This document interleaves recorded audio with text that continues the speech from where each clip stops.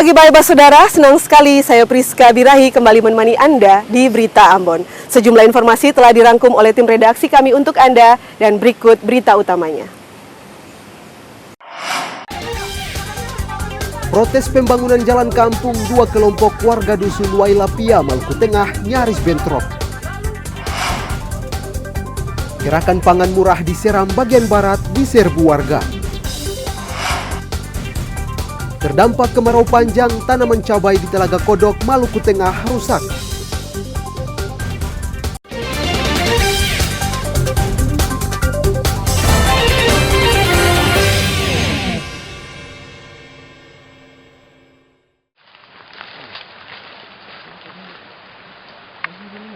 Kuasai oleh negara. Nah ini undang-undangnya. Jangan pakai di situ. Seharusnya bukan pakai daerah Huamual. Kalau mau pakai, pakai daerah HPK Lehitu Barat. Bisa pakai daerah. Polemik tapal batas antara Kabupaten Maluku Tengah dan Kabupaten Seram bagian barat di Tanjung Sial tak kunjung tuntas. Kondisi ini memicu keresahan di tengah masyarakat. Seperti yang dilakukan sekelompok warga di bawah pimpinan Raja Negeri Larike, Kecamatan Lehitu dengan menghancurkan tugu patok perbatasan antara Kabupaten Maluku Tengah dan Seram bagian barat di Dusun Wailapia. Sebab menurut warga akibat pemasangan tugu tapal batas oleh oknum tak dikenal telah masuk ke perbatasan wilayah Maluku Tengah hingga mengakibatkan wilayah Maluku Tengah berkurang. Nah, Kotong sebagai pemerintah negeri Larike justru berkeberatan dengan hal ini. Makanya Kotong datang bersama-sama dengan Sandi Negeri dan lembaga adat untuk Kotong menghancurkan prasasti ini guna untuk memberikan pelajaran kepada masyarakat adat lainnya kalau negeri adat itu punya tata cara, tata tertib adat yang harus Kotong patuhi dan harus Kotong jalani. Tidak bisa seenaknya datang seperti ini.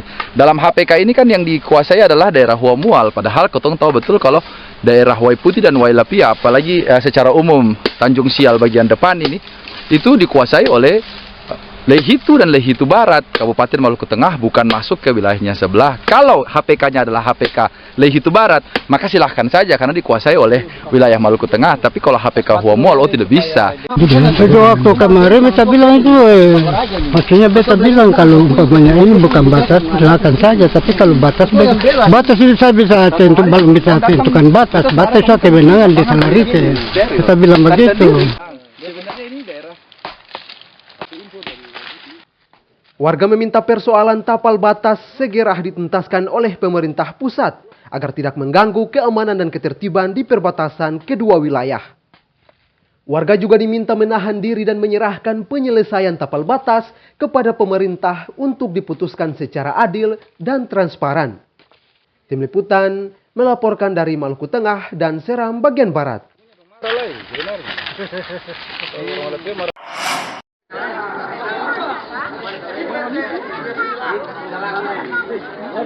Sengketa tapal batas antara Kabupaten Seram bagian barat dan Maluku Tengah di Dusun Wailapia memicu perseteruan panjang di antara warga.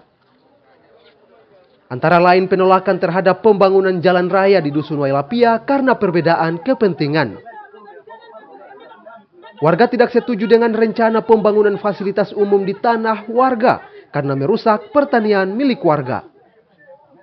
Kondisi ini memicu ketegangan antara kedua kelompok warga di dusun ini hingga nyaris baku pukul. Katong sembunyikan dari katong kurang putus sampai katong sekarang ya. Tapi apa yang terjadi kan katong bilang, kau mau dari sana mari katong atur akan baik-baik. Dia lewat dalam posisi mana supaya dia jalur jam merugikan masyarakat. Lalu tapi kenapa? Kedua kali ini bicara baik-baik. Bicara baik-baik. Aku akan baik-baik. Sudah tahu bahwa versi SBB cuma 12 kakak saja. Jadi sedangkan kanton di sini kan mayoritas Maluku Tengah 250 kakak. Jadi ingin kata orang itu karena ada dua kubu di sini keamanannya selalu ini. Begitu senyaman. Ada kepentingan secara umum seperti kemarin mereka juga masuk pengaruh masyarakat yang lain.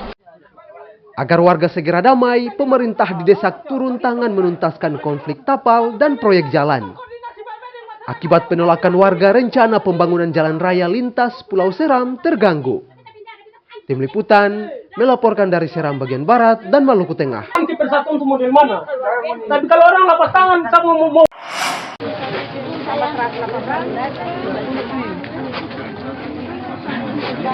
Meja kata.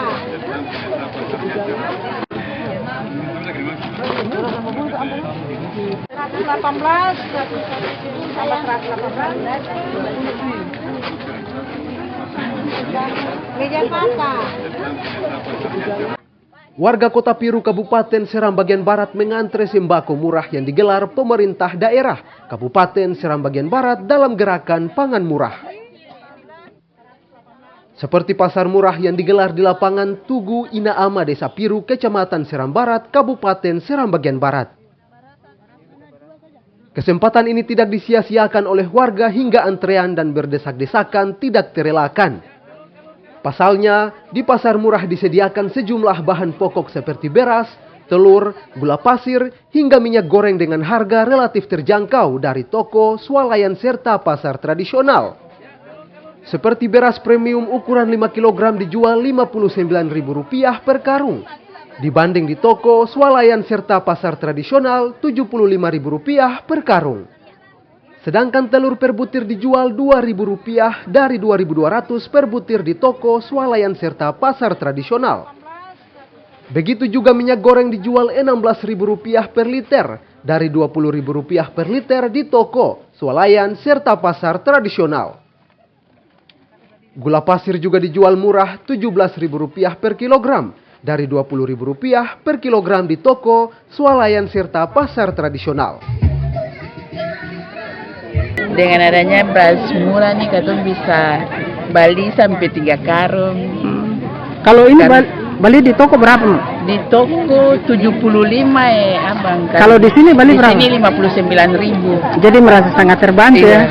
Semoga ke depan harga beras tetap seperti ini dan bisa terjadi lagi hal seperti ini. Jadi yang mau beli ini apa, beras ya? Beras. Oke. Iya, minyak kelapa tapi ada belum balik.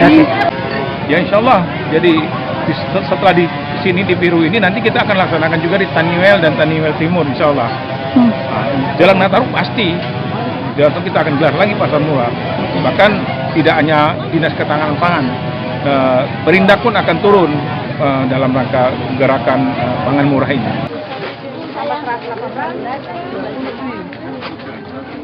Gerakan pangan murah ini rencananya juga digelar di lokasi lain guna membantu warga kurang mampu. Tim Liputan melaporkan dari Seram bagian Barat.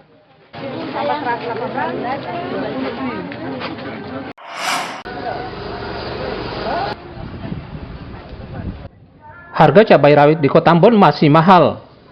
Selain cabai, tomat serta bawang juga harganya mahal. Cabai rawit di Pasar Mardika dan Batu Merah Kota Ambon masih dijual mahal di kisaran Rp100.000 per kilogram dari Rp90.000 per kilogram. Begitu juga cabai keriting dari Rp60.000 per kilogram kini dijual di Rp80.000 per kilogram. Mahalnya harga cabai ini disebabkan pasokan ke pasar berkurang. Beli cabai rawit berapa? Cabai rawit 1 cupa 10.000. Oh, 1 cupa. Jadi harga itu rasa bagaimana? Ya, mahal. Mahal ya? Iya. Harapannya sih agak sedikit murah ya. Tapi itu tergantung dari yang pedagangnya. Beli cabai berapa, Bu? Cabai 5.000. Nih, ikan 20.000. Kalau cabai itu 5.000 berapa, Bu? Satu tempat atau satu cupa? Satu tempat. Satu tempat. Satu piring kecil itu saja. Jadi harga begitu rasa bagaimana, Bu? Ya, begitu sudah ketemu bikin bagaimana. Akan ini jadi ketemu saja biar. Jadi yang penting ada saja. Ada. Kalau 1 kilo sekarang berapa, Pak? 1 kilo sekarang kita ambil yang 90, penjualan 100. Penjualan 100. Ya. Cabai keriting berapa, Pak? Kalau cabai keriting sekarang kita ambil sekarang yang 60 per kilo, penjualnya 70. Penjualan 70.000. Iya. Kalau tomat berapa, Pak? 1 kilo? Kalau tomat penjual ada 14, ada 15.